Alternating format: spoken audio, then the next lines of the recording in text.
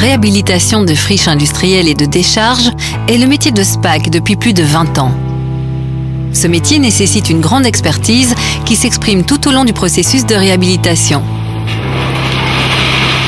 Ce processus, nous l'avons appelé chaîne des valeurs. Elle est divisée en 3 étapes: amélioration de la connaissance, étude de faisabilité et travaux, qui correspondent chacune à l'un des 3 départements techniques de la société. Il s'agit d'un processus exigeant qui débute avec l'inventaire des sites potentiellement pollués en Wallonie pour aboutir aux sites réhabilités, dépollués.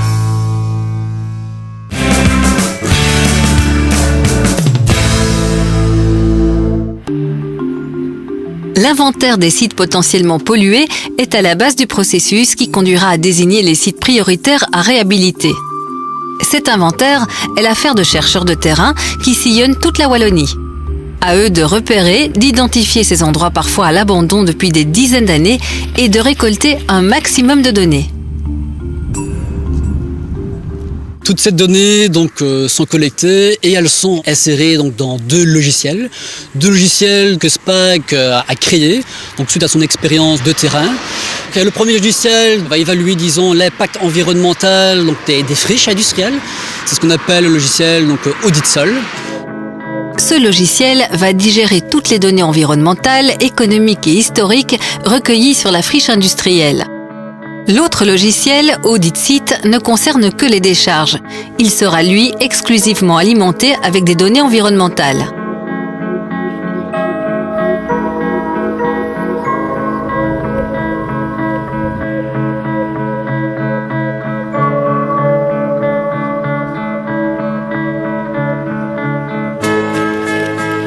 De la classification réalisée par ces 2 logiciels seront extraits les sites qui feront l'objet d'un bilan historique.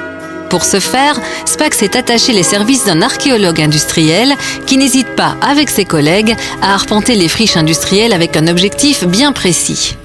Alors, on vient de faire un premier tour du site, on a pris énormément de notes, fait beaucoup de photos pour préparer le travail de recherche historique, parce qu'il est toujours indispensable de s'imprégner un peu du site avant pour pouvoir comprendre les documents historiques qu'on va trouver, pour comprendre les anciens plans, les anciens documents, etc., pour pouvoir les interpréter plus justement en ayant un premier aperçu du site. C'était dans le B1, donc c'est celui-ci alors j'imagine ? Vient alors l'heure du bilan historique. Il s'agit de retracer toute l'évolution de l'implantation des infrastructures, des activités, de tout ce qui s'est passé sur le site depuis le terrain vierge jusqu'aujourd'hui, donc même après la cessation des activités, ici en l'occurrence de charbonnage, d'exploitation minière. Il s'agit de retracer vraiment tout ce qui s'est passé comme activité, comme infrastructure, de façon à pouvoir préparer le travail suivant de la chaîne de valeur, pouvoir préparer, déterminer des zones potentiellement problématiques pour nos collègues de rotation en aval de la chaîne. L'étude des activités qui ont été exercées sur le site permet de déterminer les endroits où peuvent exister des pollutions ainsi que le type de pollution dont il s'agit probablement. Le dossier va ensuite passer dans les mains du service de l'orientation, puis dans celle du service de la caractérisation. Des études vont s'enchaîner pour arriver à déterminer avec précision les zones de pollution, les types de polluants et leur quantité. Une étude d'orientation consiste en un nombre limité d'investigations. Une investigation, c'est un forage, un échantillonnage de sol, un échantillonnage d'eau, de nappes aquifères. Et l'objectif est d'identifier si il y a présence ou non de pollution sur le site. Donc la première étape, c'est de voir est-ce qu'on a bien ou pas pollution sur le site. Est-ce qu'on a confirmé les zones à risque qu'on avait identifiées dans les études historiques. L'étape suivante, c'est la caractérisation. Donc on va plus loin dans les investigations. Si on a trouvé une pollution, on continue les investigations, les forages, et on a un objectif de délimiter la pollution, donc latéralement, verticalement, tant dans le sol qu'au niveau des nappes aquifères. L'ensemble des opérations vise évidemment à obtenir une indication de la volumétrie de la pollution, donc l'extension de cette pollution sur les sites, en vue de pouvoir faire ultérieurement des travaux. La volumétrie serait également complétée par une étude simplifiée des risques, avec évidemment identification de tous les paramètres nécessaires à cette étude.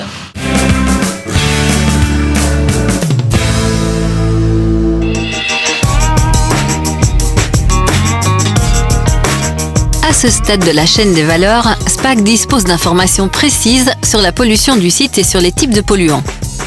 Ces éléments vont permettre de réaliser l'étude des faisabilités techniques, économiques et urbanistiques. L'objectif de cette étude est de déterminer comment l'on va dépolluer le site et jusqu'où, en tenant compte de son contexte social, économique et urbanistique. On va d'abord déterminer un projet de réaménagement. Ça ne sert à rien de vouloir réhabiliter un site si on ne sait pas ce qu'on va en faire. Et donc c'est la première étape, la détermination de ce projet de réaménagement en collaboration avec les architectes et les urbanistes. Après ça, on va déterminer les objectifs de réhabilitation. Pour cela, donc, on va faire une évaluation des risques pour la santé humaine, l'environnement et les eaux souterraines qui va déterminer quelles sont les concentrations dans le sol et dans les eaux souterraines qu'on doit atteindre en fin d'assainissement. Les objectifs de réhabilitation sont ensuite basés sur ces concentrations. Et le troisième pôle important, c'est la sélection et le dimensionnement des techniques d'assainissement. Il existe en effet une foule de techniques d'assainissement qui vont depuis l'excavation jusqu'à des techniques plus sophistiquées in situ, comme par exemple la biodégradation stimulée où on va injecter des bactéries dans un sol. Et donc c'est un des volets importants de l'étude de faisabilité, c'est qu'en fonction de la nature du polluant, en fonction de la nature du sol et en fonction des objectifs de réhabilitation atteints et d'autres critères, on va sélectionner et dimensionner donc ces techniques d'assainissement. SPAC est un acteur majeur du développement économique et durable de la Wallonie. Dans le cadre des études de faisabilité, elle a créé en son sein un service de conception et de réalisation urbanistique et architecturale. Un service susceptible de développer des projets de tout type sur les sites réhabilités par SPAC.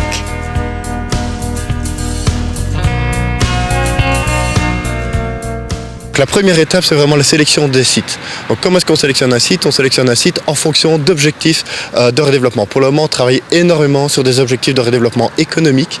Donc, le rôle des urbanistes est vraiment de saisir le potentiel d'un site, les voies de communication, voies fluviales, voies ferrées et autoroutières.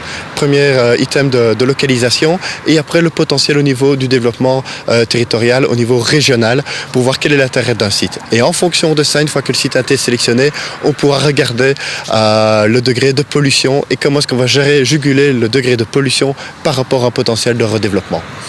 Le gros du travail de la cellule urbanisme de SPAC intervient au niveau de l'étude des faisabilités.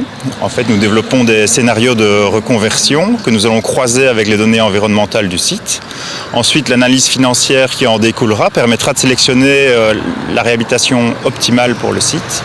Une fois cette sélection opérée, nous travaillerons avec des partenaires privés et publics afin de développer le meilleur projet de reconversion en adéquation avec cette réhabilitation.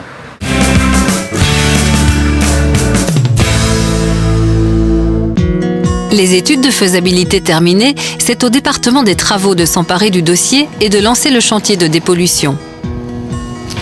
Tout commence avec la rédaction d'un cahier des charges, SPAC étant soumise à la loi sur les marchés publics. Des réunions d'information sont ensuite menées avec les riverains pour préparer au mieux le déroulement du chantier. Mon travail, c'est vraiment de mettre en œuvre sur le terrain les travaux de réhabilitation tels qu'ils ont été imaginés au stade des études. Alors ça consiste en plusieurs choses. La première étape, c'est de rédiger le cahier de charges qui va décrire en détail les travaux à exécuter.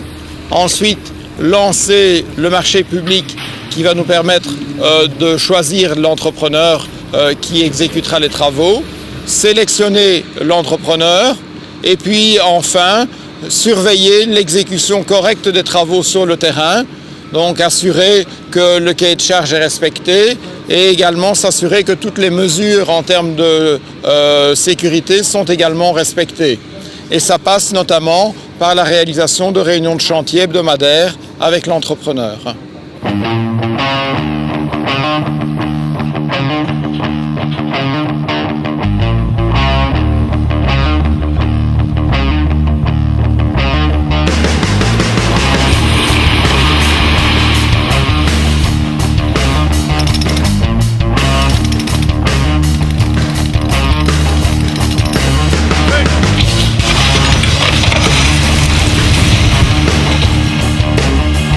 Les travaux concernent tous les aspects de l'assainissement des sites, de la démolition d'anciens bâtiments à la dépollution et la gestion des déchets.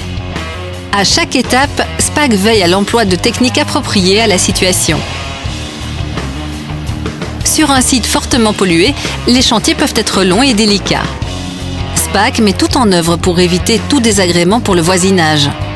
Ainsi, les terres et matériaux pollués seront traités sur le site plutôt que de les transporter à l'extérieur lorsque c'est techniquement et économiquement possible. Dans le cadre de ce marché, nous avons poussé les entrepreneurs à travailler in situ, c'est-à-dire à réaliser les différents traitements sur site plutôt que d'évacuer les matériaux hors site et ainsi réduire l'empreinte écologique.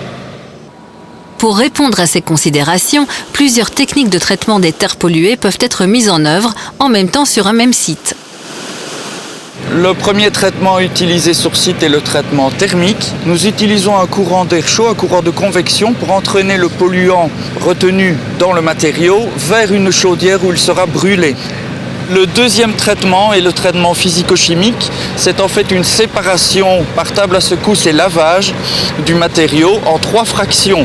La fraction sable, la fraction gravier et les boues dans lesquelles sont contenus les métaux lourds. Ce sont les boues qui seront évacuées du chantier. Le troisième traitement est le traitement biologique où nous utilisons des micronutriments, des microbactéries pour dégrader le polluant contenu dans le matériau.